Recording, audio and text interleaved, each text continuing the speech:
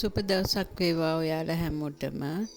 මේ අද මම ලෑස්ති කරගෙන තියෙන්නේ මගේ දුවගේ උපන්දිනය වෙනුවෙන් වැඩිහිටිය අම්මලාට ලෑස්ති කරගත්ත කෑම ටිකක්.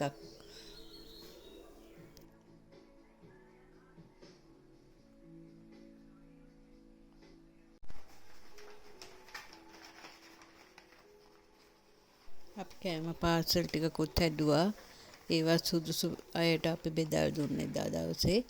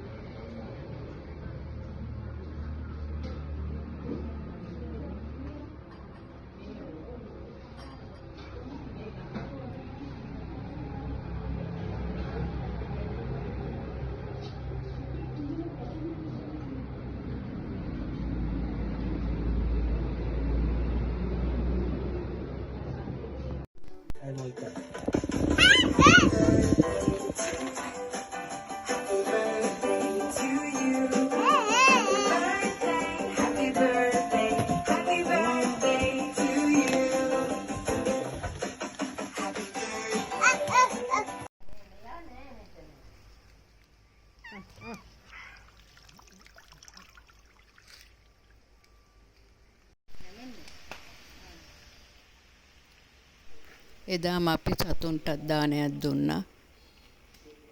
මේ තියෙන්නේ ඒක තමයි.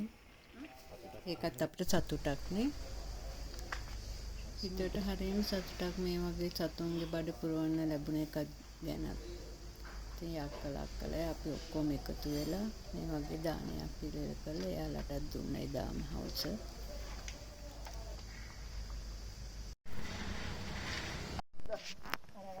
එන්නේ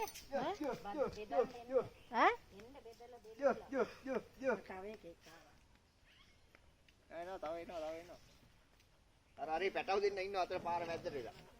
පාර මැද්දට පැටව.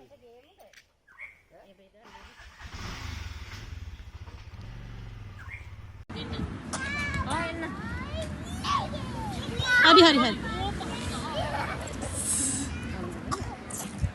ඉතින් මම කියාට ගැහුවේ.